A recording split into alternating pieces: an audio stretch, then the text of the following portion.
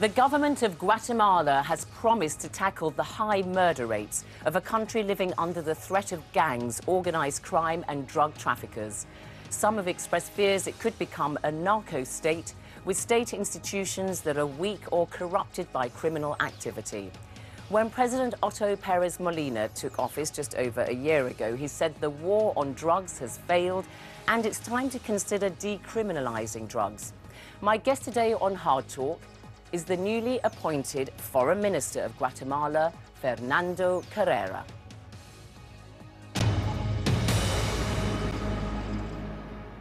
Fernando Carrera, welcome to Hard Talk. Thank you very much for the invitation. How can a president of a country that has suffered tremendously from drugs now say he wants to see a deregulated drug market?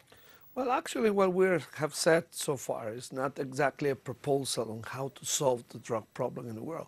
What we have said is we should move beyond the war on drugs as approach, and particularly the prohibitionist dimension of it. The idea that drugs should be prohibited all across the board, all drugs. And what we have said, we should start a talk, a global talk, on how to change the policy approach to this. The war on drugs has failed. That is very obvious because the objectives that we're, trying to be reached in 50 years ago has not been reached so far. Why? So we need Why to do you find say a way. that? Well, statistics is as simple as that. We continue to have very high drug consumption in the world. We continue to have very high levels of trade, illicit trade of drugs, and money laundering and weapon trade has increased even. OK, if you would disagree that drugs, obviously, the war on drugs has not delivered what everybody would like it to, but does that necessarily mean that the war on drugs is taking the wrong approach? It may be that the policies are right, but they've not been implemented properly. Well, that may work for 20 years or even 30 years, but for 50 years we have tried many different things. I mean, the whole approach of having the idea of the prohibition of drugs, as I'm saying, for all drugs, I think that's a wrong idea. Well, I mean, let me tell you, because the US Embassy in Guatemala issued a statement in February last year when this debate started. Right. And they said, I don't want to go into Colombia too much, but they're saying the case of Colombia shows that strong multilateral commitment to combat narco-trafficking and transnational criminal activity can succeed. Violent deaths in Colombia fell by half between 2002 and 2011.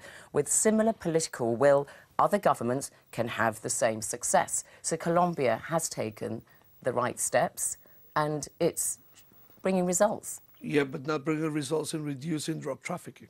That's the whole thing. But it's brought down violent deaths. The war on deaths. drugs is not to reduce homicides, it's to reduce drug consumption. But that's the actual outcome they should come with. But I mean, so much criminal activity is related to drug use. I mean, if you look at the United States, half of all crimes committed are by people who've used drugs. So there is a link between drugs and criminal activity and the detrimental effect it has on a country. So Colombia is being held up as an example of how to tackle the problem. But that's what I'm saying again. I think the major question is what is the end? What's the final end we want to achieve?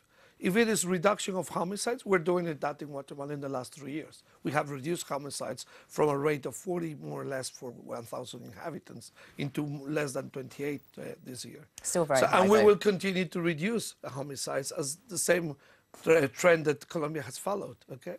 But the question is, what are we trying to do with the war on drugs? Are we trying to reduce homicides? No. The question, the promise was to reduce drug consumption all over the world, and that is not happening, definitely. But if